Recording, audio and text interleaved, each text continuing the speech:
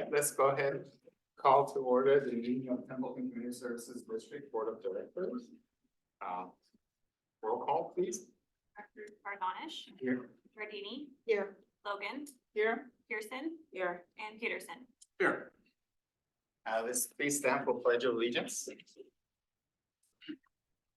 I pledge Allegiance to the flag of the United States of America and to the republic for which it stands, one nation, under God, indivisible, with liberty and justice for all. Thank you, please seat. Order of business, board members may request to change the order of business. Does any board member wish to change? No, okay. We'll move on to the next item, special reports. I don't see. Yeah, so they're not here, so the California Highway Patrol or the sheriff is not here tonight, so we'll skip that. Public comment. Members of the public may address the board on any items of interest within the subject matter jurisdiction of the board, but not on the agenda today. In compliance with the Brown Act, the board cannot discuss or act on items not on the agenda. However, the board members or district staff members may briefly respond to statements made or questions posed by the public. Are there any public comments that anybody wants to wish to make tonight that's not on the agenda? No. Okay. We'll go ahead. Consent agenda, we have 4 items on there.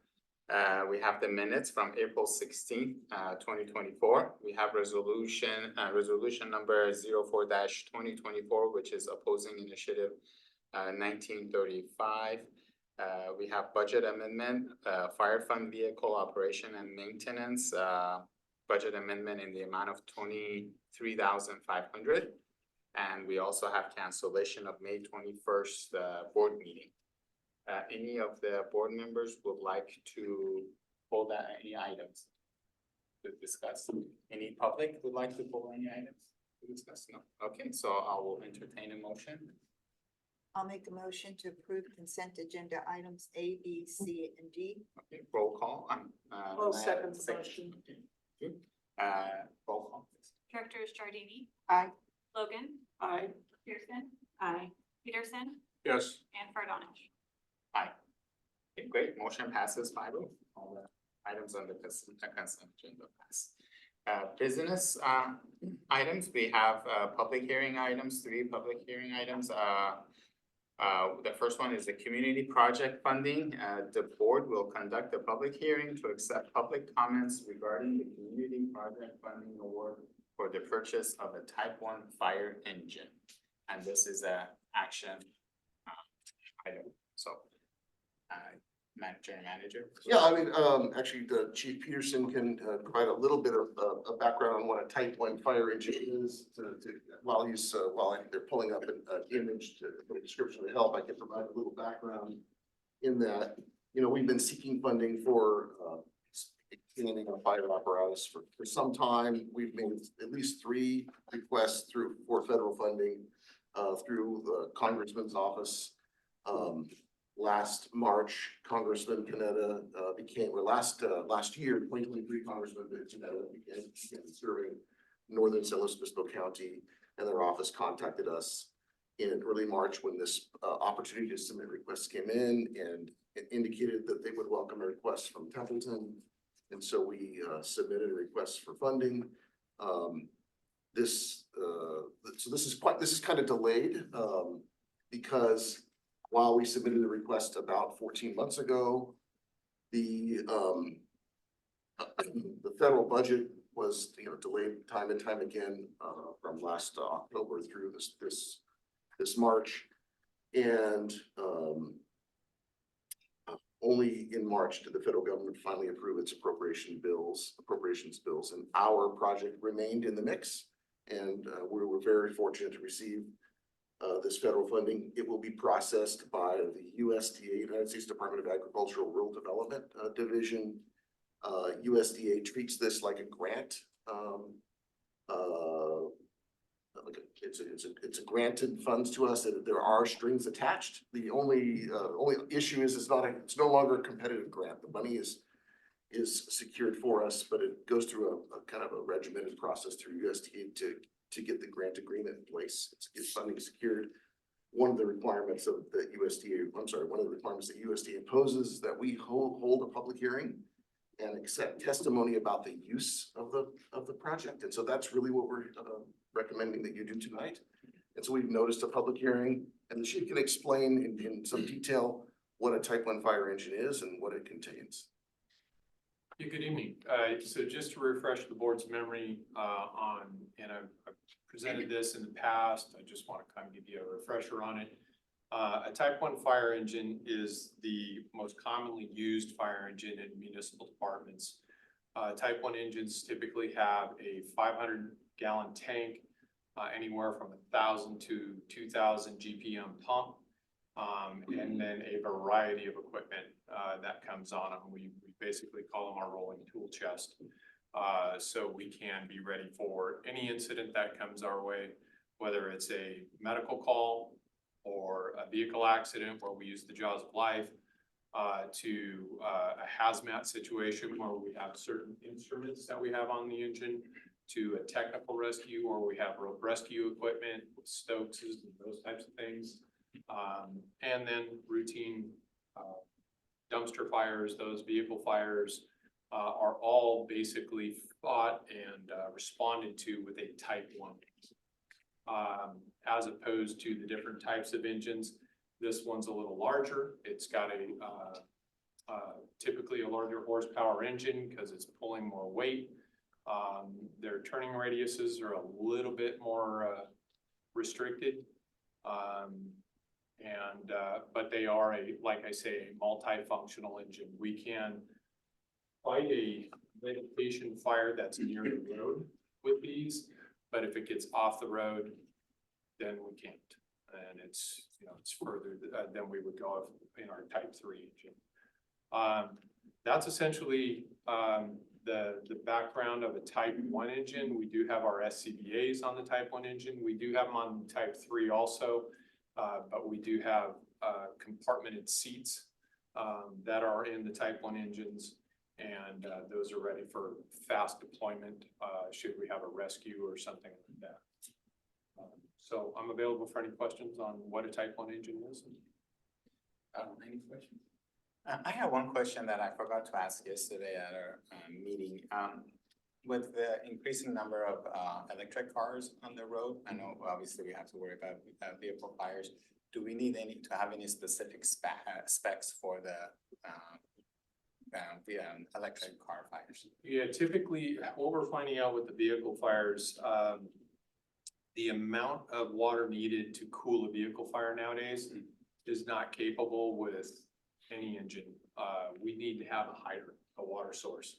And the average gallonage that is taking to put out a vehicle fire nowadays is about 3,500 gallons. I'm sorry, an electric vehicle fire. And so it's about 3,500 gallons. When we add a foam system, which is what's going to be requested in this engine, it reduces that by about half because the foam is a better cooling and penetrating medium that can get into the nooks and crannies of the actual vehicle and cool it down sooner. And do we currently have that available to us? We have a foam capability on that engine. Yeah, it's a little temperamental, but yeah. But so there isn't anything else that we could get to help out with putting out fire? Not to date. Electric vehicles are something that's a bit of an anomaly, and actually the International Association of Fire Chiefs, which is the entire county, or I'm sorry, entire country of fire chiefs, is looking at different ways to actually combat these electrical vehicle fires. And the best we can come up with right now is we are getting large dump trucks essentially filled with water, and we're submerging the vehicles in those. Really? All right, well, thank you. So since this is a public hearing and there are no questions from the board, I'm gonna go ahead and open this up to public. Any comments or questions regarding the purchase of this fire truck, fire engine? There are none, there's none on Zoom. Okay, I'll go ahead and close the public hearing. All right, if there are no comments or questions, I will entertain a motion then please to move forward. Yeah, actually, there's no action the board needs to Oh, take, Action. we just to hold, I'm sorry, it's just to hold the public Okay, hearing That's it. and Okay, have the minutes reflect that you accepted testimony from the public okay, on the proposed use of these funds. okay, all right, okay then, that's And it. again, just for the record, the funding, you can receive up to $1 million in federal funding. It would cover 75% of the cost of the fully equipped engine. So we're still gonna have to pay maybe about 350,000. Yeah, somewhere in there. Okay, all right, okay, well, thank you. Well, thank you guys for doing this. I know it's a challenge. You guys hung in there and, you know, I mean, this is a lot of money. This helps quite a bit. So we really appreciate it. Thank you. If you don't mind, I'm gonna go back to, Sure. okay. All right, so I'm just gonna go back to, we have our Commander Stewart here for his report on for CHP, if you like. That's up to you. I would not be offended if you said it. No. Catch you next time. You can't get off that easy. Oh, yeah. Especially since we got all dressed. Yeah, that's Yeah, right. you're all dressed up. I was gonna get another meeting after this, and I'm late. We have a saying in tactical training, the local teams are always late, and that's always true, because there's stuff coming up. It's hard to get in, and fire knows, they probably know from providing training. The local teams are never on time. Sorry, I just got out of one meeting. I gotta run to another. I'm just trying to do too much, to be honest with you. Lieutenant Stewart, Commander of Templeton CHP. Good to be with you tonight. This is the Templeton area report for April of 2024 with some comparison to 2023 statistics, just to give you a little bit of perspective. We had 17 collisions in and around the Templeton area, 6 on the highway, 11 on county roads for a total of 17. That's up 2 from the same period, April of prior year. There were 14 collisions in and around the Templeton area. That's up 3 from the prior year, 4 of those on the freeway, 10 on county roads. For some perspective, there were 50 throughout our jurisdiction, which is up 12 from the prior year. So there were crashes throughout the jurisdiction. They've trended up a little bit, which we're not happy about. There were 3 involving injuries, down 1 from the prior year, 2 of those on the freeway, 1 on county roads. There were 3 collisions involving DUI, and that has ebbed up also. A total of 8 DUI collisions throughout our jurisdiction, up 2 from the prior year. We're pleased to report there were no fatalities for the month of April and none throughout our jurisdiction. That statistics worked in our favor for the month. There were 1,017 enforcement contacts in and around the Templeton area. A total of, or in and around our jurisdiction, 155 of those happened here in the Templeton area, 125 on the freeway, 30 on county roads. That's an increase of 19% over the prior year for your area here around Templeton. And you saw a bulk of the enforcement throughout the Templeton jurisdiction. There were 91 citations issued, up from 71 the prior year. 73 of those on the freeway, 18 on county roads in and around the Templeton area. And there were 30 citations issued for speed in excess of the posted speed limit. There were no citations written for speed in excess of 100 miles an hour in and around Templeton. There were 7 throughout our jurisdictions. There were 12 citations written for seatbelt violations throughout our jurisdiction. That is a bump up significantly over the prior year. Expect more emphasis on restraint violations and distracted driving. So please, in addition to not driving impaired, please do not drive distracted and hold your friend and loved ones accountable. We conducted 9 DUI arrests in and around the Templeton area, 4 on the freeway, 5 on other county roads, up from 6 the prior year. There were 20 DUI arrests throughout our jurisdiction, and 215 motorist services were provided for the period throughout our jurisdiction. Pleased to report, just a few hours ago, got a message from our chief. The Templeton CHP office has been allocated 3 motorcycles. So expect to see those come online. It won't be immediately, but it will be hopefully by the end of the year. We might have all 3 operational in the area. So that's a neat historical moment in time for the Templeton office. We haven't had motors up till now, and it's going to be fun. It's going to be fun how, and they will enhance the distracted driving and seatbelt tickets. So beware. And that's our report. Questions? Thank you. Any questions for, any, public, any comments, questions for Commander? No? Wonderful, well, thank you so much for coming, we appreciate it. Yeah, I'm sorry, I was late, essentially. No problem. Thank you, appreciate it. See, you can stay or you can come back later. I gotta, the sheriff's over here. Great, so now we go back to our business items. So the next item is Templeton Historical Museum fee waiver request. The board will consider the request by Templeton Historical Museum to waive fees associated with the new 2,400 square foot storage building. So. Sure, let me, yeah, I'm happy to provide some background, on this item.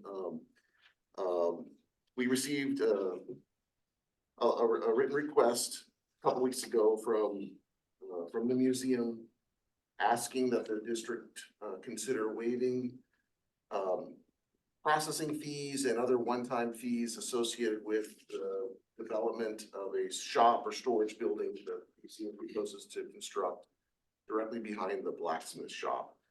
And my staff report breaks that kind of down into sort of three separate issues, and I don't mean to make it more complicated, but the fee types are a little different. We do have representatives here from the museum that I believe would like to address you on this topic. We've known about this for a little while because we've answered questions about how the fees are calculated and what those amounts are, and what options might exist. So my recommendation is that you would ask them to present their item, unless you have questions for me beforehand. And then after they do so, I'm happy to walk you through the options that we've identified and answer questions about why the recommendations are laid out the way they are. Okay, all right. So anybody would like to make any comments on behalf of, please come on up, introduce yourself. Can I give the handout? Yes. You want me to do that when you go up there? Yeah. It's just fine. Oh, I think we've got photos of this in the packet. Packet. Yeah, Yeah. it's in the packet. Oh, maybe. Staff yeah, report. It's online. Yeah, it's in the staff report. You want to check? Yeah, we can keep one for the record. I have some of this information. The second one is. It's online. John Watson. Oh,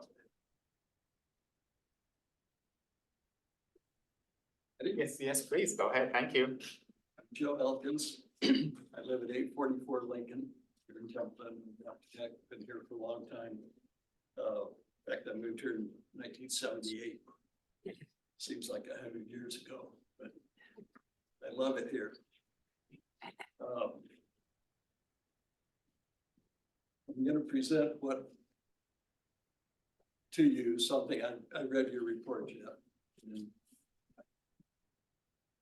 appreciate you and the fact that you're a good manager. I know you're taking care of us, collecting money where you can, make everything work.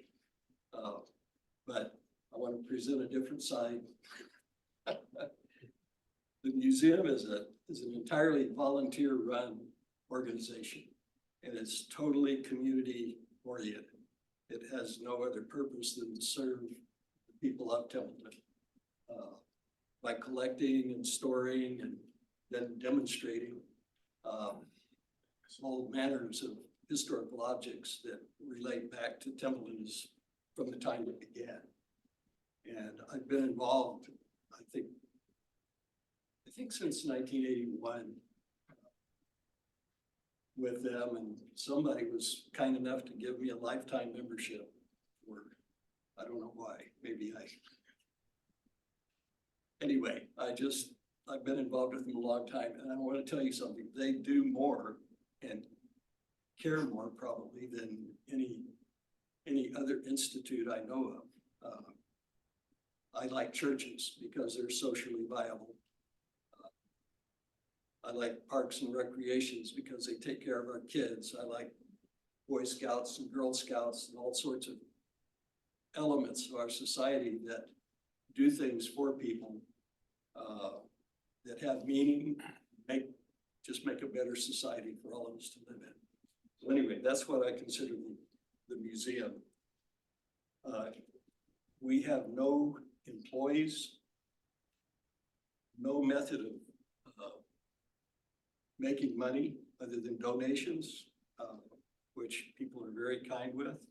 However, because it's all voluntary and we're not selling any product or service, our income is very low.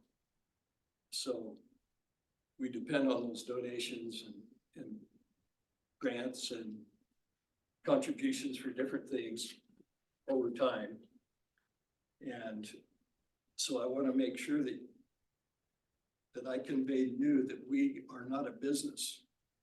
We're not a typical business. I don't know if we even relate to the library that was mentioned in Jeff's report.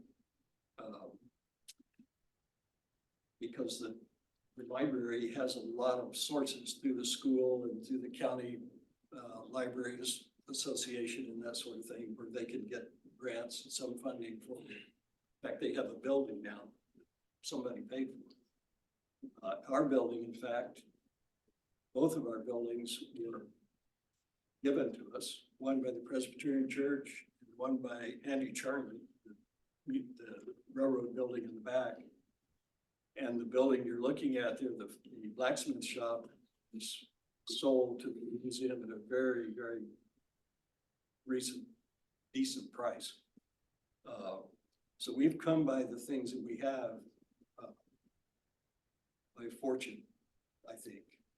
We haven't had to pay much or expend much, and that's good because we didn't have much to expend, you know. So when I look at this report, I just, as I read it,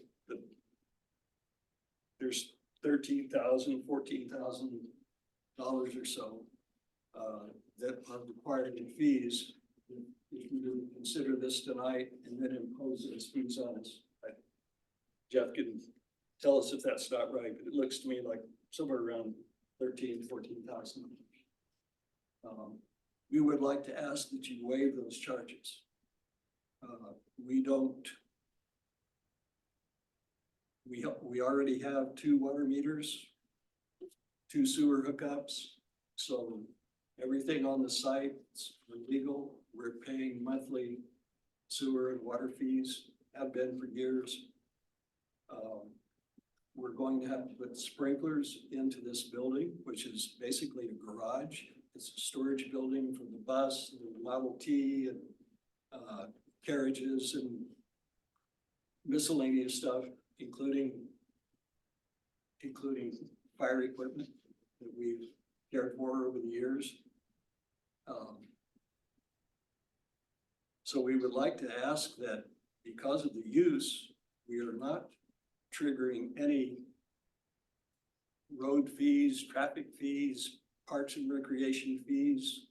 I suspect any more fire department efforts than are present right now. Our building is totally non-combustible. It's a metal building. It will have insulation inside it. It has some all finishes and that sort of thing. So the only thing combustible inside that building would be any vehicles with fuel in the tanks, or the wood that make up the carriages, wagons, things like that. So it doesn't seem like whatever we do with this building is going to impact TCSD any more than what we're doing over there right now from a basic practical point, from my point of view. The fire department, you know, this community got behind the fire department to get permanent employees. Was that a couple of years ago? And the entire community got behind that. And I think probably all of us were part of that. And I think the community looks to TCSD. You guys serve water, sewer requirements and the fire department aspect of it. So I think the community is happy to have you here. We just want you happy to have us here and help us out. So this is a plea for us. And if it's as much favorable to us in cost, will help us greatly. The buildings, by the time we get that building done, it's gonna probably be $300,000. By the time the permits and everything are paid on it. And this is a hard time because all the materials and all the construction aspects are at the top. So everything is expensive. So our plea is that if you can do something for us, we don't want you to do anything illegal or immoral. We just want some kindness sent our way. And I think if you have any questions, I'd be glad to answer them. I've been involved in what we're showing to you tonight for the last couple of years. Well, thank you. Thank you. So Thank you for speaking before us. Should we question or you wanna add? Sure, I mean, if you have questions or I can, You guys have questions? I have some questions. Thank you for that, Joe. And I appreciate the Historical Museum. I did volunteer for time there. But I realized that I was overcommitting myself to too many other projects. But I do have a couple of questions. You mentioned the revenue that comes into the museum is strictly from volunteers or donations, I should say. Is that correct? Is that a fair assessment? Okay, and property taxes, I know that as a 501c3, there is what's called a welfare exemption for property tax. Has the museum availed themselves to that? yes. I'm seeing noddings of yes. Okay, so, and then also with the development that you're doing, are there other county impact fees that are going to be imposed by the construction of this building? You won't know that for a little while. They have waived some of them already. They have waived them? We've got, well, that's my understanding. We've gone through the planning department and received our minor use permit. Uh-huh. So some of those fees were waived already, and they said, they gave us a list of all miscellaneous other fees, like county parks and recreation and road fees and things like that. We asked that they be waived. We just won't know until we get to the So construction. you don't know if those are being waived at this point? They've been requested to be waived. They've been requested. Okay, so you've requested that they be waived, but you've not gotten a response from the county as to whether or not they are going to waive those impact fees that they. Not all of them. Some of them they did waive. Okay, which ones did they waive? Do you know off the top of your head? I'm Steve Ives, I'm the secretary. I didn't come prepared for this question, but what I recall seeing on some treasurer's reports, there was a $5,000, it was like initial fees, application fees Okay. in the very beginning. Pretty sure that's pretty accurate. All right, thank you. Yeah, the reason why I'm asking is because when I kind of did a little research, I know that libraries, the county does provide property tax revenue to offset some of the operating expenses for libraries, but I wasn't able to find anything for museums, historical museums in the county. So I thought that was a little bit of a distinction to make there. That's the only question that I have. Yeah, that's it. Those two. Any other questions? I noticed in your conditions of approval, you're being required to put in curb cut on sidewalk. We are, yes. Is that along Main Street or along Main and the Second Street? I don't know, I can't remember what Third street. Street, I'm sorry, what street? Third Third. Street. The county, they don't like to acknowledge Third Street. Through this whole process, they keep saying it's unimproved, they don't have any plans for it. They would like for us to abandon that. But the adjacent property across Third Street didn't want to go along with the abandonment because it would have, I guess, because it would have raised their taxes. Half of the street would have gone to each parcel. Correct. So we are only improving along Main Street. I believe the plan shows to the Main Street right away and then a taper in the paving to take it back to the existing paving. And are you actually gonna be doing that or asking for a waiver through the county Public Works Department not to put that in? Because I know initially you had asked for a waiver and did that get denied? I guess over the time that I talked with them, I think Tim Roberts is doing the civil engineering on it, but the last personal conversation I had with the engineering department is they couldn't waive that on Main Street. And I have a technical question for our manager. Thank you, Jeff. Thank you for the presentation too. Pam, could you talk a little Louder? louder, please? Oh, sure. I always think I'm talking loud. In our guidelines, it says a one-time in lieu fee may be requested for parcels with existing development proposing incidental modifications such as remodels or additions to an existing building. So how do we get around that when this isn't an existing building?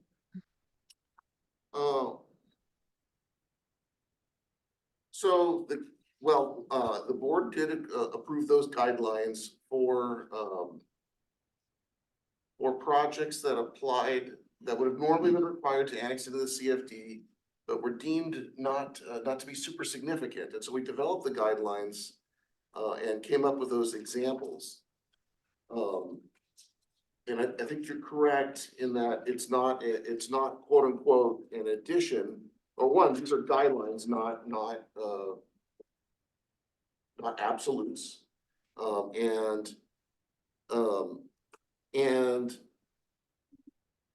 the calculation of the fees is very close to what was estimated with the use of these guidelines. So, and they were developed several years ago. Perhaps there'd be some reason to consider them.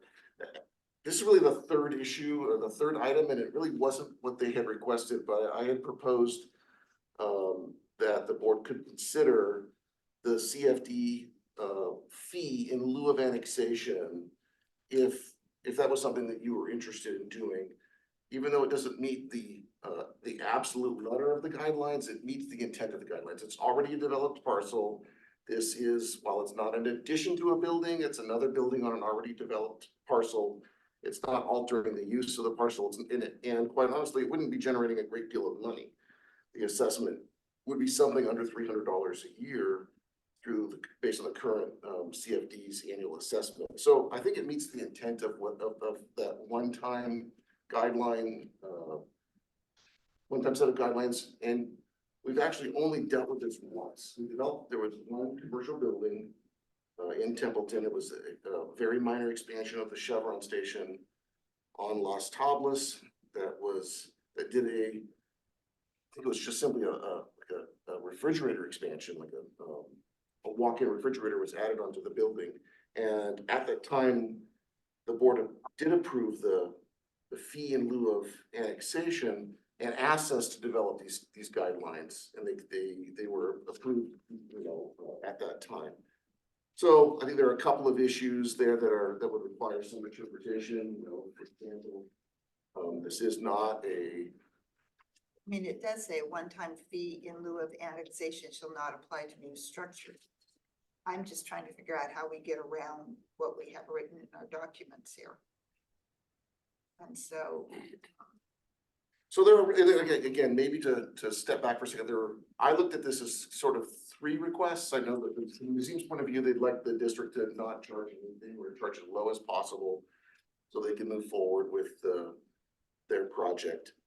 The requests, but from our point of view, the fees come in from three different means. One is the processing fees. And those are actually, I think, the most straightforward. And then we have the development impact fees, which add a different level of complexity. And then the CFD is the one we were speaking of now, which is really would be sort of waiving the requirement to annex would be, has not been contemplated previously. We have a sort of standing requirement that annexation would occur for all new building projects, with the exception of this one-time fee in lieu of annexation. And I realize that that's not necessarily the museum's request before you today. They would really prefer not to have any CFD obligation. So, but just by way of background, the library situation, I pointed it out only because fee exemptions or fee waivers are rare in Templeton. They don't come before you often, they don't get granted often. It's okay. They aren't at the topic that I'm supposed to be listening to yet. We can hear you. I may have had a conversation with somebody else. Somebody needs to mute. I think. I'm here. Not gonna mute. Okay, in any case, the fees fee waivers are rarely granted. The last one that I could locate, or the only one that I'm aware of over the last 10 to 15 years, dealt with the Templeton Community Library Association. And in 2008, the Library Association, again, this is another local nonprofit. That Library Association was not, and is not affiliated with the county, made a request of Templeton CSD to waive fees associated with the construction of a new library. That fee waiver was granted at the time, and then it was confirmed by a subsequent action of the board in 2012. Even though the library itself didn't get built for about 10 years later. This library, by the way, still is not affiliated with the county. It doesn't have county funding associated with it, to the best of my knowledge. Didn't have any county money associated with either constructing it or operating it. So it's similar in that it's a local nonprofit. Although obviously there's differences in who it serves, and I'm not certain about whether or not there's any grant funding available, or if they've been successful in receiving any grant funding. To the best of my knowledge, the construction costs were from locally raised funds. In any event, that is the best, most recent example of a fee waiver that was granted by the district. In this case, I broke those fee waivers down into those three components: processing fees, which quite frankly, I think you have a lot of discretion over. If you believe there's public benefits associated with this museum improvement, and you believe that the public would benefit from those, and you can waive those processing fees. Those total somewhere around $1,100. They additionally, if you didn't waive the requirement to annex into the CFD, you could waive either the application fee for the one-time fee in lieu of annexation, which is essentially could be considered tonight, or the annexation fee itself, which the district would normally charge. Those are also the processing fees. That could be as much as another $800 and some if it's goes through the process of annexation. On the issue of development impact fees, this is a larger ticket item for this project. The parks facility fee for this type of use and this square footage would be $504, and the fire facility fee would be $44,560 for a total of $5,064. By the way, our fire impact fee calculation isn't based on the construction type. It's assessed on a per square footage basis, not based on construction type. So if a building were built out of wood or metal, the fee calculation is the same. So those fees, I ran this by David Hirsch of Carmel and Kasha, and just to determine how much discretion you might have based on the request that had come in. And David explained that he thought it was problematic, or potentially problematic to waive those fees. I didn't spend a lot of time with him because, quite frankly, we could spend more money assessing whether or not there were, what kind of risks you might have in legal analysis than the waiver request really is. And because this hasn't come before you yet, I didn't know your appetite or your interest in granting that waiver. I didn't ask that he prepare a detailed report. So our recommendation is that that not be considered. However, if you feel strongly and you'd like to pursue that further based on the request of the museum, you could direct staff to work with legal counsel to determine what kind of risks there are, what kind of findings might have to be made to justify an exemption or a waiver from those 2 development impact fees that I spoke of. And then finally, we have the issue of the community facility district, which is, only been in place for about 7 years.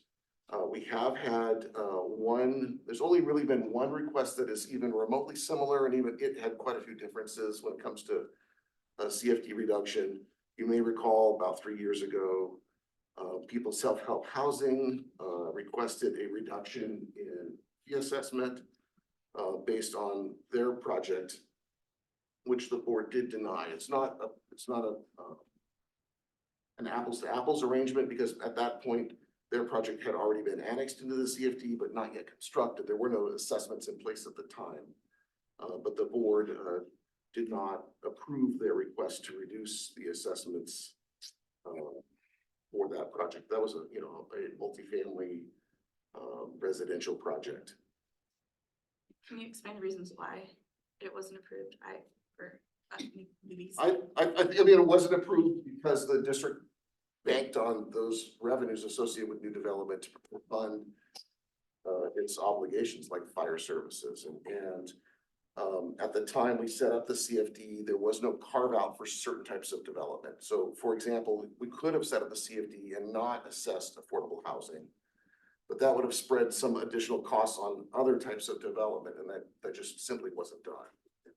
And same thing for nonprofits or whatever. There was not a consideration given at the time to not assess or require or have the dissimilar requirements for other types of development that, like a nonprofit or a museum or a library, or et cetera. The library, although it's quite new, there wasn't an opportunity to require an assessment because the library did not go through a county approval process. It was built on state property, school district property, and so therefore it's regulated by the state. So it's just a whole different process. Our ability to require this annexation of the CFD comes from cooperation with the county and the imposition of those requirements through a conditional use permit or minor use permit or some other subdivision condition. And since we've had the CFD in place, the county has required it on all types of development without exception. It's just in the case of the library, that building didn't go through any sort of county approval or county planning process. So I think you can consider each of these 3 areas separately. It's not, in my view, it's not problematic to consider the waiver for the processing fees that would provide, up to maybe $2,000 worth of relief. That doesn't satisfy the museum's overall requests, but it would go, a little bit. It would help a little bit. If you wish to dig further into options for either development impact fees, from a policy perspective, if you'd like to explore that much deeper, it would take some more time and some money to do so before that. There would be legal expenses Yes. incurred. Yes.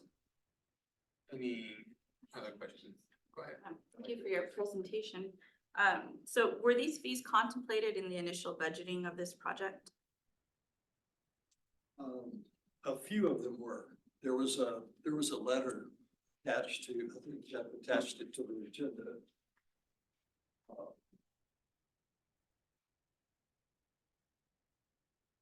George Nichols, at the bottom of his letter, he had some numbers that are probably 2 years old, or whenever we first decided we could finally talk about affording a building over there. And I think that was about 2 years ago. Yeah, and actually the numbers are current. These are still current. We confirmed that they're, we've been working with representatives of the museum about updating when there were some fee changes, updating the calculations. So the numbers in the letter are current or accurate.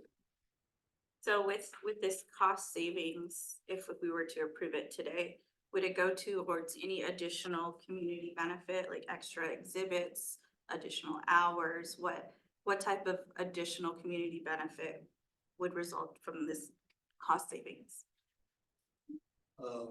I guess the benefit to the community is the fact that we can accept more historical items. There's a fire truck sitting out in the back. Several people have offered different sorts of historical things, and they said, well, you don't have anywhere to put it. Carriages, things like that, farm equipment, that sort of thing.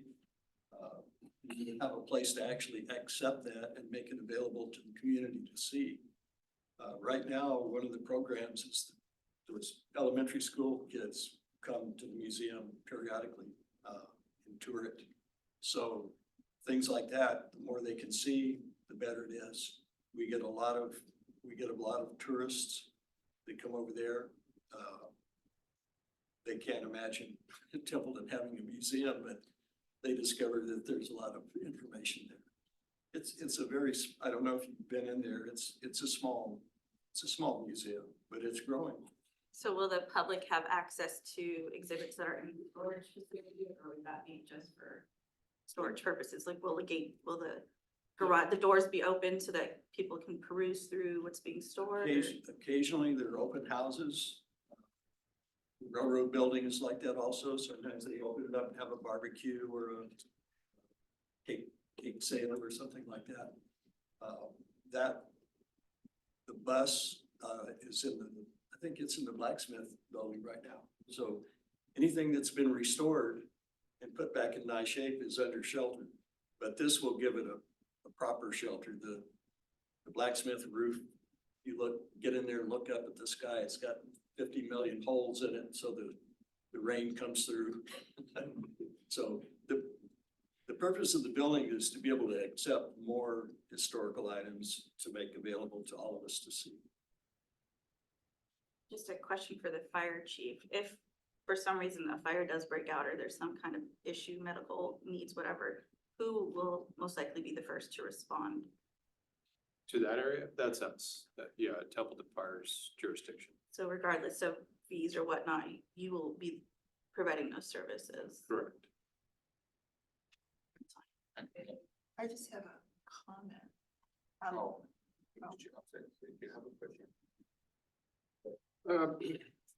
More of a comment, I guess, than a question. I was totally involved with the library back when, and I'm a member of both the Historical Museum and the Library Association.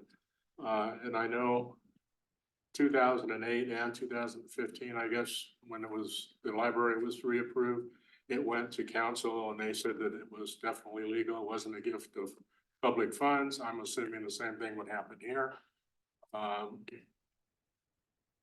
I know when you guys first started planning for this, that those were people that were involved were shocked at what it was going to end up costing. They thought, I think, correct me if I'm wrong, but I think you guys thought you could put up the little garage back there to house this stuff for about 50 grand.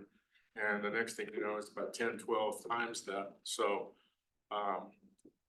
this is kind of a tough decision for me because I realize the funds going to the fire department, which we really need, are very important. And I realize that what you guys are asking for is also very important. So,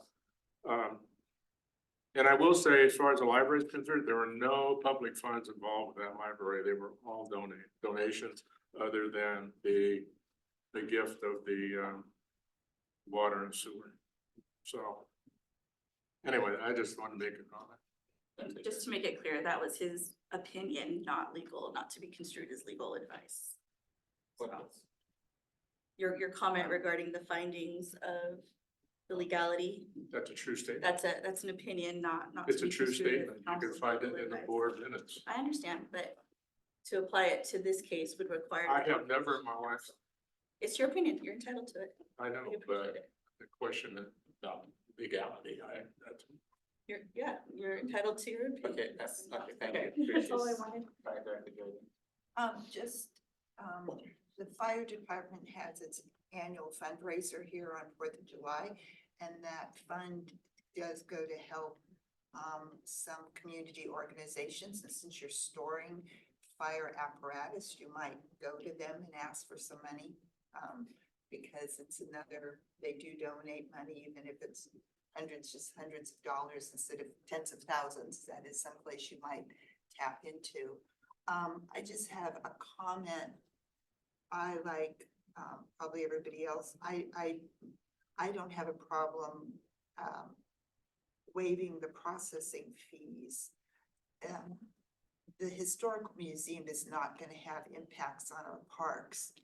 So I'm okay with waiving the $504 park fee. I don't know what to say. I'm torn on the fire department fee. And I like the idea of the one-time check for 8,000 some odd dollars for the CFD instead of paying the 288. If they're agreeable to that, still doesn't quite fit in our guidelines. So I worry about that, but that's just kind of where I'm sitting.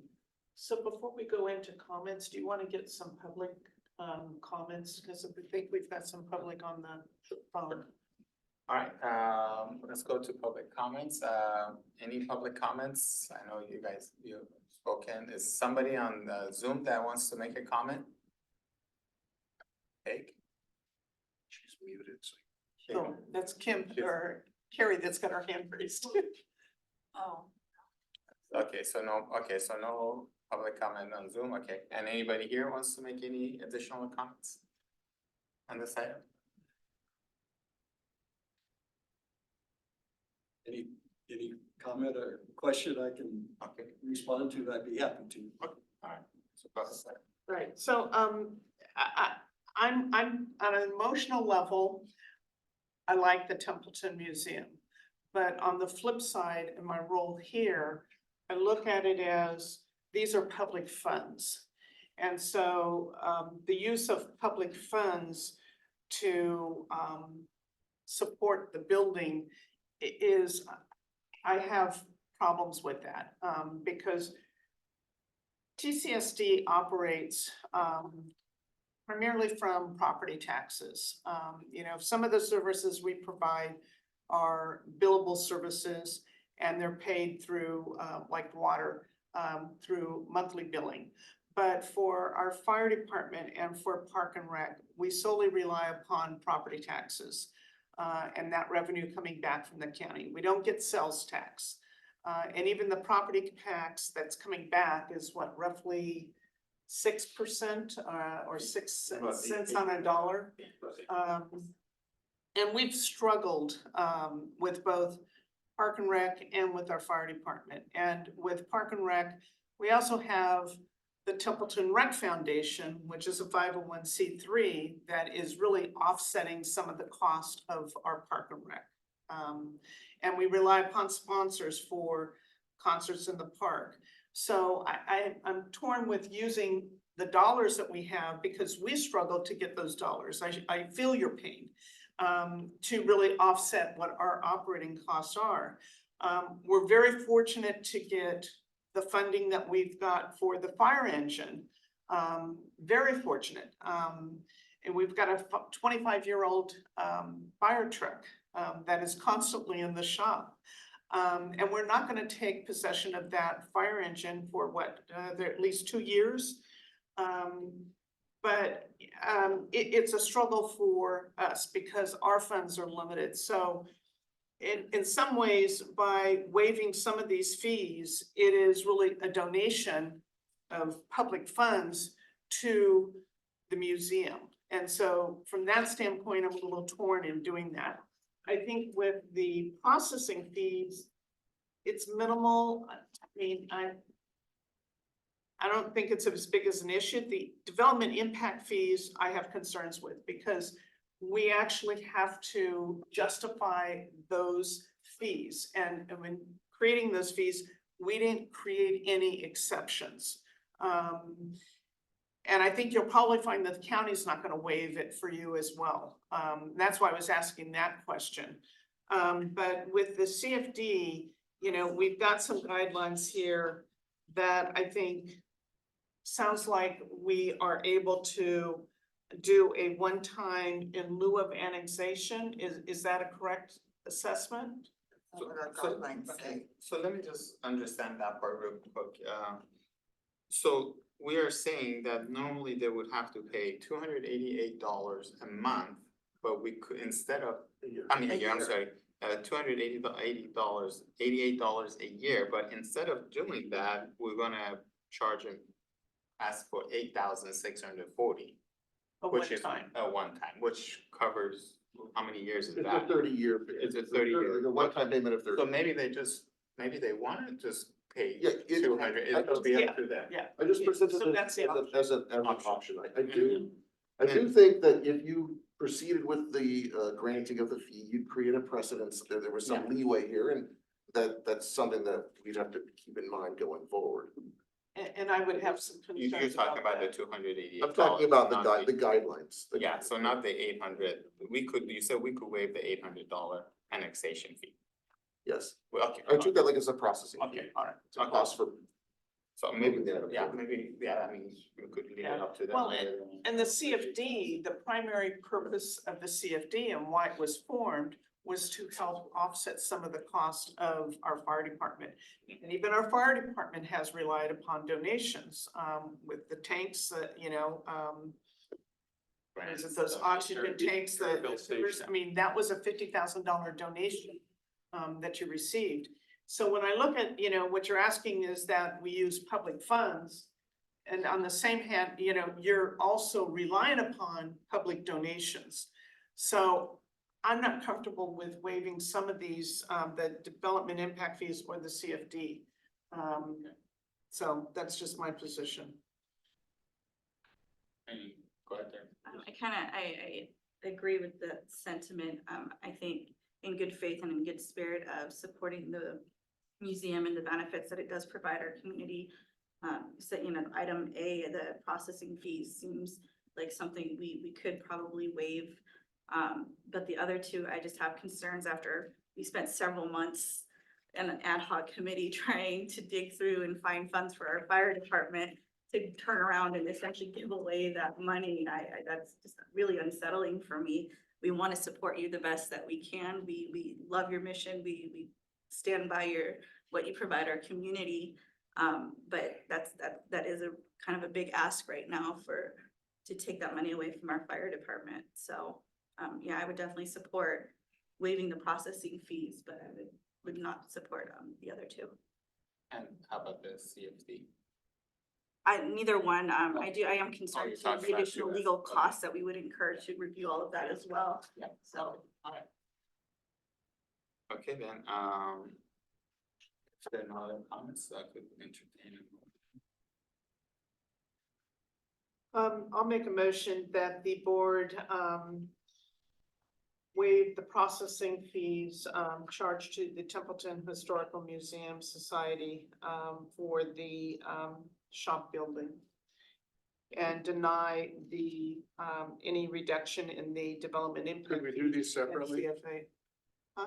Could we do these separately? I think it's- Oh, we Processing could, fee. yeah, Okay, okay, alright, so we'll I'll make a just- motion that the board approve waiving the processing fees to the, for the Templeton Historical Museum's shop building. Second. Oh, okay, I'm just gonna say, just clarify, just one second, that also includes the $805 for the CFD annexation. That's just the fee, process, I think if we do them separately, if we do, but that's a processing fee, Yeah, right? I consider a processing fee. Yeah. So it's a You processing, can consider it separately if you'd like. if you want it, so how about if I just say the dollar amount that we're waiving? Well, so those are not included, I'm sorry, I probably didn't make it as clear as I should. The processing fees excluding the CFD related processing fees are $1,120. The CFD processing fees are either a deposit of $450 or a fee of $805 for either the one-time, consideration of the one-time fee in lieu of annexation or annexation to the CFD. And my assumption or the reason I had recommended that is I don't know what the museum will ultimately decide to do, whether it's pursue one-time fee versus annexation, but either one is a processing fee. It's just covering the staff cost of moving that item forward.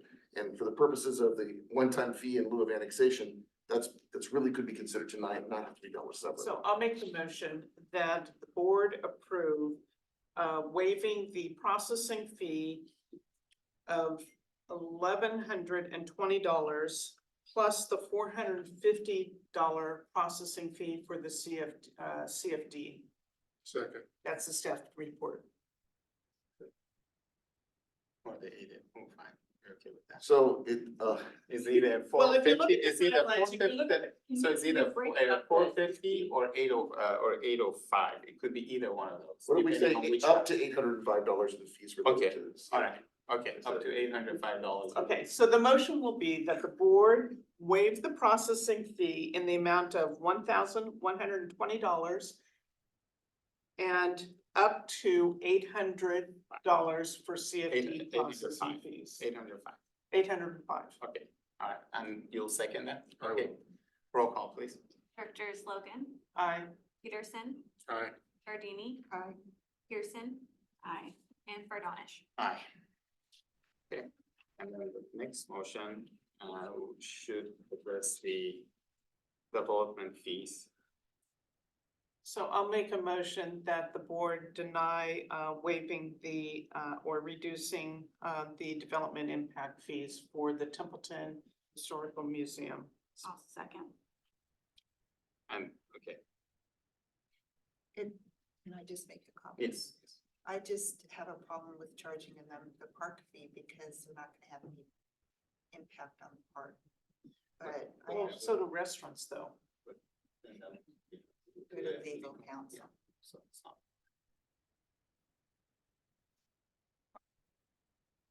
You want to have further discussion on it? No. Okay, so we have a second discuss, okay, roll call, please. Directors Logan, Aye. Pearson. Aye. Giardini. No. Peterson. No. Did you say no? Yes. And Fardonish. Okay, so the motion was to. To deny waiving or Okay. reducing the development impact fees.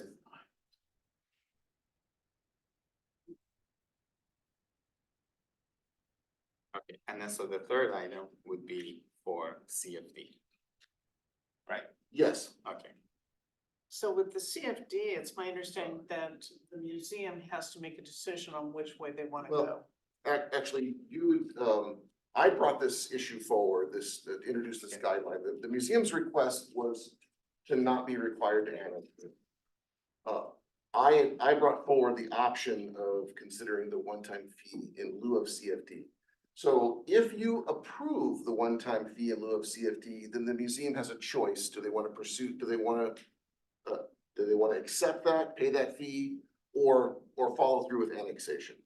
and then which will only cost them $300. It won't cost them anything to annex. Yeah, But it would cost, yes. Fee of $288 a year. So, and I guess just from my point of view, and again, as a very inactive lifetime museum member, I would just argue from the perspective of building the project, the reason I think it's worthy of consideration is I believe it's easier for the museum, this is totally up to them, I'm not involved in the fundraising, but easier to raise money for something that gets built once than it is to raise money for bills that get paid year after year after year after year. And if they can make a swing at this, then they wouldn't have to worry about this roughly $300 a year, 10, 20, 30, 40, 50 years from now, and that number's obviously gonna grow at between 2 and 6%. Okay. So that's why I introduced it. I think it's in the museum's interest, but obviously it's their, if you approved it, it would be their call. If you approve it, nothing forces them down that road. They could still follow through with the annexation and then deal with the assessment. Okay, so we could entertain a motion then on that aspect for CFD, that we could approve the one-time fee of trying to figure out the amount, $8,640. But I think we might have to well, yeah, it still would be up to them. We have to approve Yeah, the option yeah, for them to do yeah, it, is that what I'm yeah, understanding? Yeah, so we just approve that option that we're gonna allow that. Are you making the motion? Okay, I'll make that motion then. Do I have a second on that? What's your motion? Oh. Thank you, I was gonna ask. I will make a motion that we approve a one-time fee of $8,640 in lieu of the 200, in lieu of the annual fee for CFD. I'll second that motion. Roll call, please. Directors Hardonish, Aye. Logan, Aye. Giardini, Aye. Pearson, No. and Peterson. Alright. Alright, motion pass, look, Just- four. And just for clarification, since we've got some of the museum folks here, that, when that one-time fee in lieu of the CFD annexation is approved, in order to activate that, it's gotta be paid, our guidelines say it's gotta be paid within 90 days. So essentially, if it's not paid by 90 days, it expires. Alright. Think we're done? Okay, well, thank you guys, thank you for coming, I Thank you hope very this much. helps. Appreciate it, good luck with the project.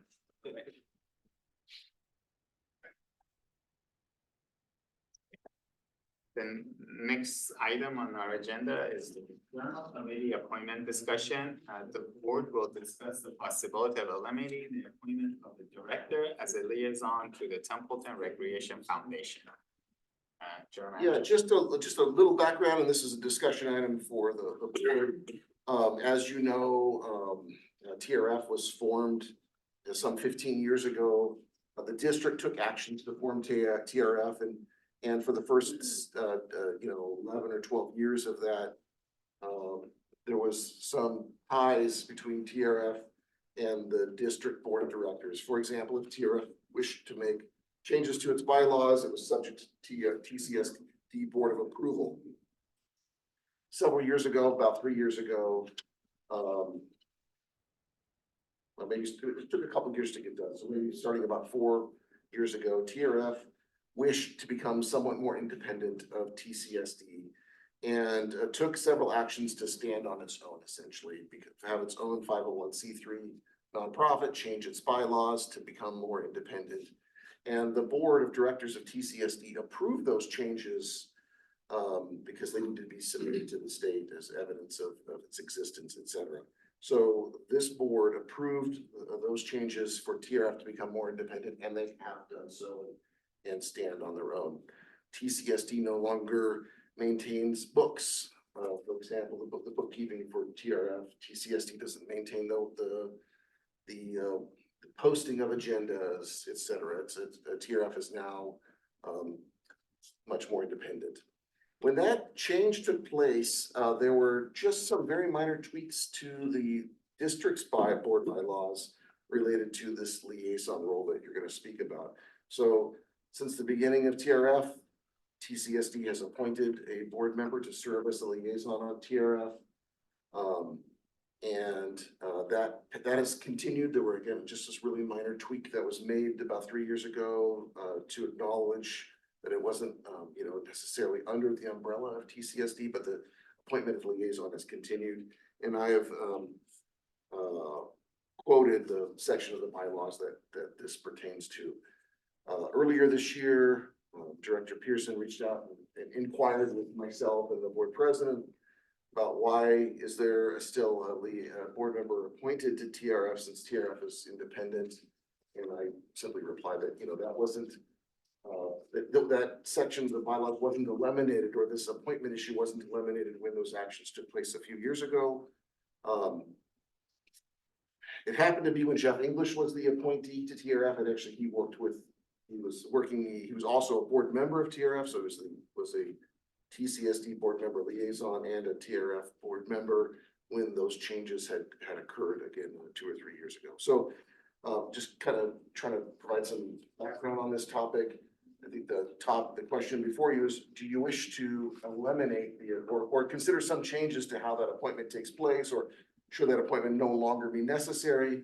And ultimately, if you conclude, if there's the consensus to eliminate that, then our recommendation would be that you direct staff to bring back changes, some language that was eliminate or change the way your bylaws read so that a board member isn't assigned to this role. Thank you for that. Any questions? Comments? I do have a question. Oh, actually, you know what? Oh, you have a question. I thought it was the president's job to appoint people to do committees or add a committee or delete a committees. So it is the president's role to appoint persons to serve on these external committee appointments or liaison roles. And so the board president has made those appointments each year, but the board president can't unilaterally change the bylaws. The president could establish like an ad hoc committee or end an ad hoc committee, but not necessarily eliminate a committee that's established by your bylaws, since the full board approved those Okay, thank you. bylaws. All right, we're just gonna go to public, see if there's any public comments. Yes, I'll talk. Okay, no public comment. We'll come back. Comments, I guess. Discussion, see what we like to do, how we wanna move forward. I'll make a comment. I think, because I've seen how this has evolved over time. And I tend to agree that I'm not sure that it makes sense to have a board member, part of TRF, since it is operating independently at this point in time. So I would be in favor of moving forward with, eliminating, this particular committee.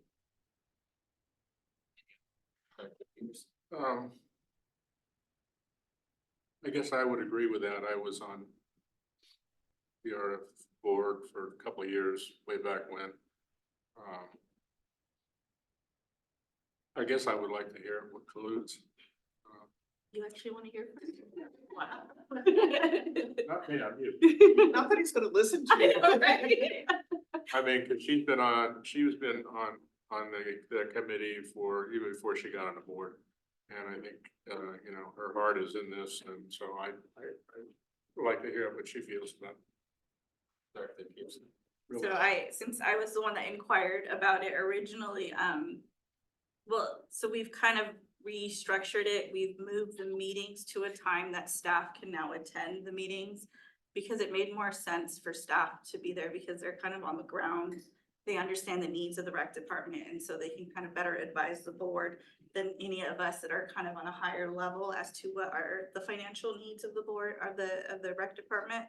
So it kind of makes more sense to move into that direction than utilizing the fabulous $150 meeting fee to have a board member there that may not really have too much input on like what the kind of financial low cost or one-time cost needs are in the way that staff would. And I think, you know, the way that TRF is moving, getting more involved in events, getting more involved in maybe outside of the scope of rec department incentives and initiatives, it just kind of makes more sense to finally kind of make a clear separation between TCSD and TRF at this point. So. I could have one question. I don't know how to say this nicely, so I'm just gonna say it. What's the chances of that money that you guys collect will go elsewhere other than to the rec department? So our mission statement makes that really, really hard to do.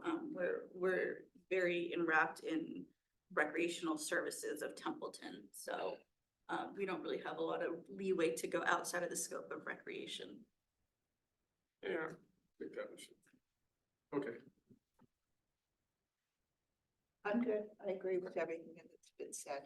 I agree, and especially as you mentioned, since the staff is already attending, so because that changed, so yeah, I agree with moving forward and changing our bylaws. Yes. So then, just for clarity, so we can draft amendments, the goal, the objective would be to no longer reference TRF as having a board appointed liaison. It's really striking this section. And is that something that you'd expect to take place, you know, upon approval of this change to the bylaws? I would say yes. Yes. Yeah.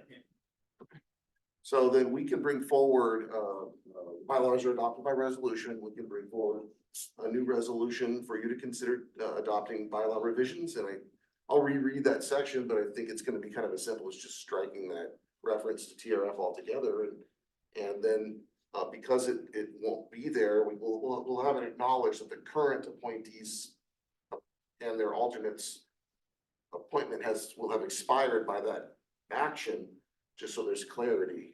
And then next year, when the next board president makes those annual appointments, there won't be a reference to TRF, there won't be a reference to TRF. All right. Thank you. That's a discussion. item. We are moving on. General manager's report. Yeah, thank you. I did want to just update you just quickly on our water unit release progress in that in the last, since I last updated you 3 weeks ago, it really hasn't been there's been progress, but that hasn't resulted in any units being taken. You know, this is kind of a formal process where each party's notified, they have so many days to indicate acceptance and then another full month to then pay for the unit and enter into a payment plan agreement. Since the last board meeting, we haven't had any more units requested or offered that were requested. However, we have entered into additional payment plans from units that we already expected to have been, you know, sort of followed through on. We've continued to make units available to the next parties on the wait list. We're currently dealing with 3 parcels that each parcel is owned by the same property owner, and they've requested 50 units. We've offered 50 for each parcel, and those did not get accepted within 10 days. So we've made an offer for the next parcel of 50, and we're in the sort of 10-day countdown and so forth and so on. Once we get past that third party, and I know that's kind of hard, you're not looking at a spreadsheet here or something, but once we get past that, there's a whole bunch, like dozens of small numbers of units that we're gonna be able to offer all at one time, because we still have, I think, 82 units that are not yet accepted. So if the parties that have requested 50 lapse or let those go, we're gonna be able to serve many more. There'll be a little slowdown in this process because when we originally notified property owners that to expect a offer of units, we only notified, I believe it was the first 20 parties on the wait list, and we're about out of those out of those 20. And so we'll want to kind of pause the release and not offer them to people who haven't received that advance notice and notice another batch of property owners to get them more prepared to accept them. And then we'll start that process again. So I think this will, you know, as I mentioned, when the board made the determination to release units, this could take the remainder of the year to get through the number of units that you did release. And we have already eliminated, either through folks accepting or folks passing, a couple hundred units on the wait list. Yeah, that's pretty far down the list. I'm surprised that we got to that. We've totally eliminated the 90s. Wow. And we're on to parties that are in the early 2000s. That's incredible. How many more big unit asks are there after the couple that you're waiting? There's more. They're just randomly because they're in order of application. So we have signed contracts and payment for 110 units, is that what you're? No, about 40, I'm sorry, we started with 133 and we have 82 left, so Oh, we maybe said. about 51. You had 129, but we had 4 that were relinquished that. Oh, About okay. 50 then. Yeah, So so 51. 50, okay. Okay. I believe it might be 51. Wow, that's great news. That's great news. Thank you. So for yeah, sharing that. coming right along, so that process is going as expected. That's probably our most material item. Did just for your information, we did lose a full-time employee resigned or gave notice in the last week. Friday, so we'll be down parks maintenance worker position. Tough one. We've had a tough time keeping it.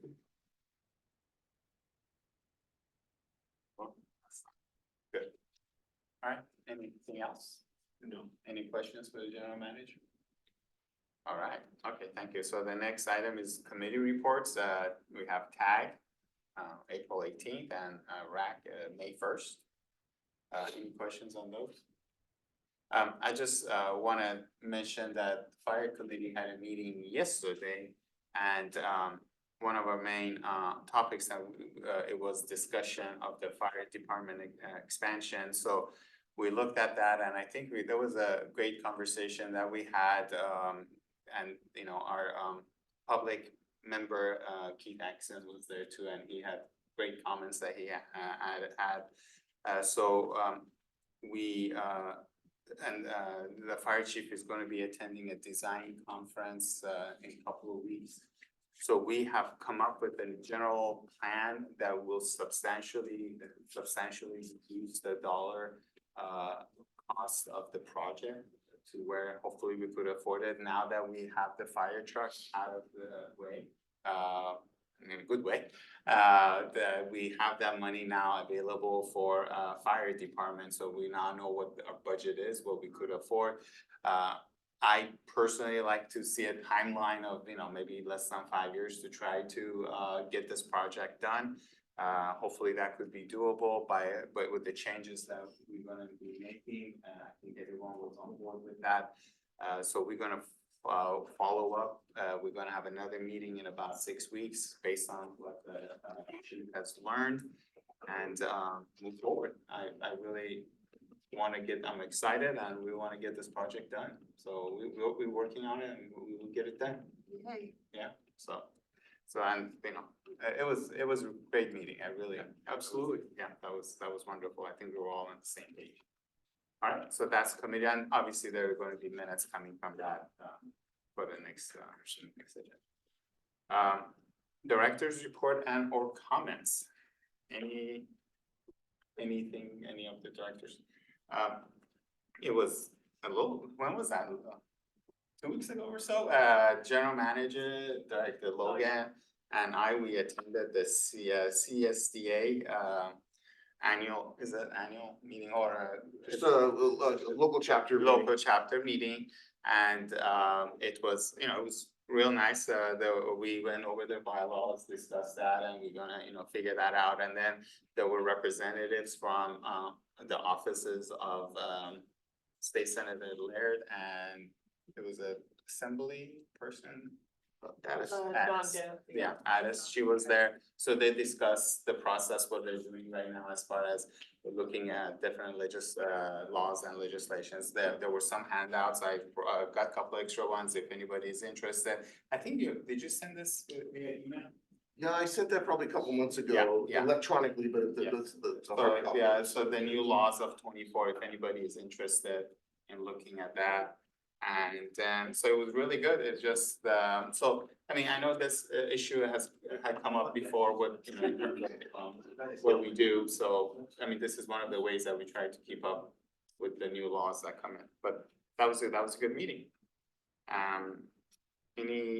And then, so I think that's it. I don't think any other questions, comments, everything's good. Okay, we will adjourn. Thank you very much. All right, thank you.